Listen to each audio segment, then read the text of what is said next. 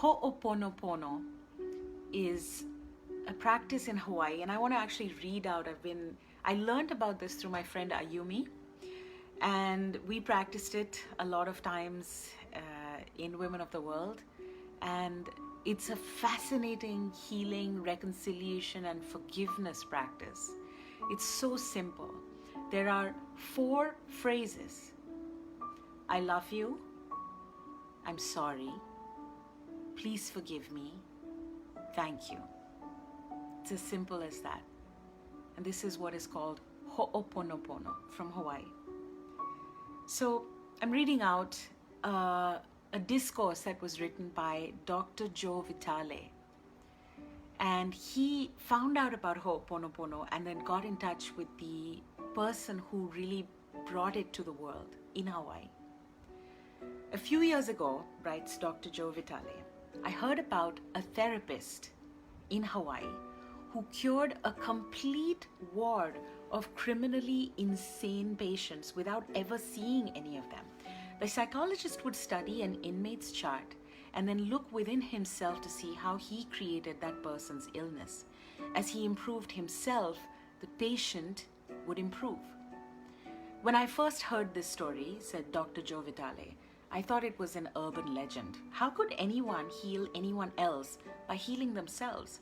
How could even the best self-improvement master cure criminally insane people without ever meeting them? It didn't make any sense. It wasn't logical, so I dismissed the story. However, I heard it again a year later. I heard that the therapist had used a Hawaiian healing process called Ho'oponopono. If the story was true at all, I had to know more. I had always understood total responsibility to mean that I am responsible for what I think and do. Beyond that, it's out of my hands. And I think most people think of total responsibility in the same way. We're responsible for what we do, not what anyone else does. However, the Hawaiian therapist who healed those mentally ill people would teach me an advanced new perspective about total responsibility. His name is Dr. Ihaleakala Hew Len, Dr. Len in Hawaii. We spent an hour talking the first time, said Dr. Joe Vitale, and I asked him to tell me the complete story of Ho'oponopono. He worked in Hawaii State Hospital for 4 years in a mental therapy ward where they kept the criminally insane patients. It was very dangerous there. Psychologists were quitting on a monthly basis. The staff would simply not show up or they would get sick. People would walk through that ward with their backs against the wall because they were afraid of being attacked by patients. It was not a pleasant place to live, work, or visit. Dr. Len told me that he never saw patients. He agreed to have an office in the hospital and to review their files. While he looked through those files, he would work on himself. And surprisingly, as he worked on himself, his patients began to heal. Dr. Joe Vitale was cynical and he was like, really? Dr. Len continued, not only that, the staff began to enjoy coming to work. Absenteeism almost disappeared. We ended up with more staff than we needed because patients were being released and all the staff was still showing up to work. This is where Dr. Joe asked the $1 million question. So what were you doing that caused these people to change? Dr. Len says, I was simply healing the part of me that created them. Dr. Len explained that total responsibility for your life means that everything in your life, simply because it is in your life, is your responsibility.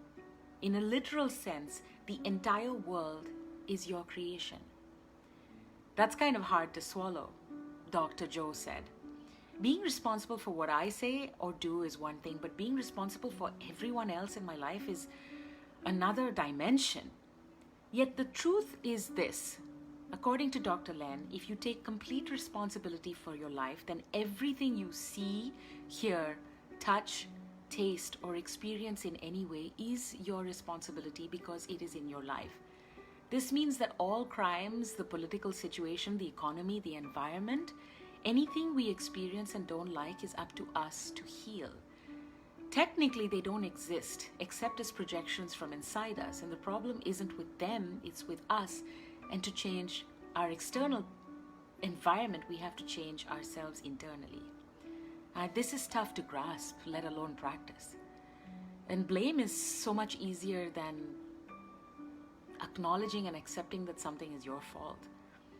As Dr. Joe began to study more about this, he realized that healing for Dr. Len in Hawaii, or Ho'oponopono, meant simply loving yourself. If you want to cure anyone, you do it by healing yourself. And he used a 4-stage process for Ho'oponopono. He would simply chant, I love you, I'm sorry, please forgive me, thank you. It's such an interesting thing. When Ayumi first told me about this process, about Ho'oponopono, I was cynical too, like Dr. Joe Vitale. And there was this incident that happened outside Berkeley. It was late one night. We were finishing with a rehearsal and we had just gotten out into the street. It must have been around 1 a.m. And one of my friends was wearing a cap. And a homeless guy passed us. And he, brushed past my friend. And then he sort of wrenched the cap off my friend's head and started running. And my friend started running after him saying, hey, give it back. And, it was a very special cap that I think his grandmom had given him. So he wasn't, really willing to let it go. And, we tried to run after him. We also didn't know whether this man was armed or anything.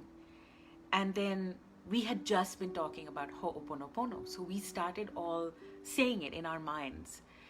And the guys suddenly started slowing down. And, our friend told this homeless guy who'd stolen his cap, hey, please give it back to me. It was a gift from my grandmom. I could give you money if you want, but please give me that cap back. It's really precious to me. And the guy just turned around. He was like, take it. And he just walked away. And it was just one incident. And at the same time, it's something that stayed with me. It happened to us about maybe 8 years ago. And it was just very interesting. And I don't know if it was Ho'oponopono, but I have found that on days that I'm really, really being hard on myself, if I try to look at what it is that I'm upset about in myself, and I actually try to look at that quality with a little bit of extra love, and I say the 4 things, I love you, I'm sorry, please forgive me, thank you, I immediately soften. I immediately find some solace. I immediately realize I'm being too hard on myself. And I do believe that there's a ripple effect. In our day-to-day lives, let's say someone you meet on the street, post-lockdown or pre-lockdown, someone you meet on the street brushes past you, and then it was an accident, but you're really angry with them and you're like, hey, you're such an idiot, or you say something mean to them. What could have been diffused, dissolved with just, oh, you're fine, I'm okay, and just reacting differently would have changed so much. Probably that person becomes defensive because you're angry, and then they go somewhere else, and maybe they trip over something because they're frustrated or they're confused or they're irritated, whatever. There's always a chain reaction, and we've seen this in our lives, right? Sometimes one smile from a stranger in our morning, or on a bus or on a train, it just kind of brings us back to what's important. So I truly believe I have not seen it except in that one situation where that homeless guy just gave the cap back, and it might seem like a weird example, but it actually happened. And either way, I think it's such a beautiful phrase. So if you will, for yourself, and if possible for my dear friend who's having surgery today, I'd love to try Ho'oponopono just 3 times. Let's start by breathing in at your own pace, in your own rhythm, and exhaling. And then just thinking about what's something that I'm super hard on myself about, that I don't have to be hard on myself for. Whatever it is that I'm looking at to heal in my life, and saying to myself the 4 phrases: I love you, I'm sorry, please forgive me, thank you. I love you, I'm sorry, please forgive me, thank you. I love you, I'm sorry, please forgive me, thank you.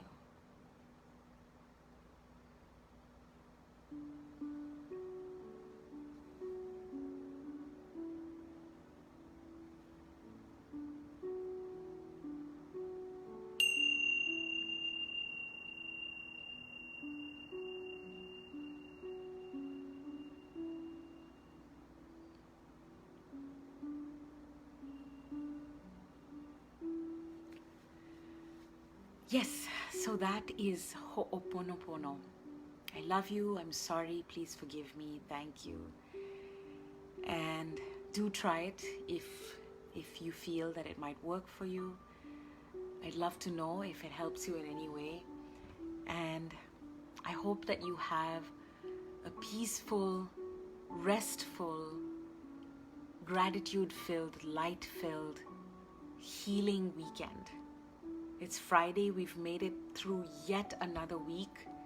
I think tomorrow is day 63 for me, and I'm sure many of you, it's been almost a month or more. So I send you so much love, and if possible, spend just 1 second sending my dear friend love for her surgery, healing light and energy. I'm so grateful to all of you, and thank you so much for joining me on Facebook, Instagram, beautiful people, as Shine has been saying. And a big thank you to Shine and Palak, who've been typing and helping today. Instagram is changing their format, and so I can't save any comments on Instagram, and I love to read them and I love to stay in touch. So if possible, thank you so much for joining me on Facebook. Have a beautiful day. Thank you again, Shine and Palak, and be well. Let's heal ourselves. Let's be kind to ourselves. Mwah! Bye.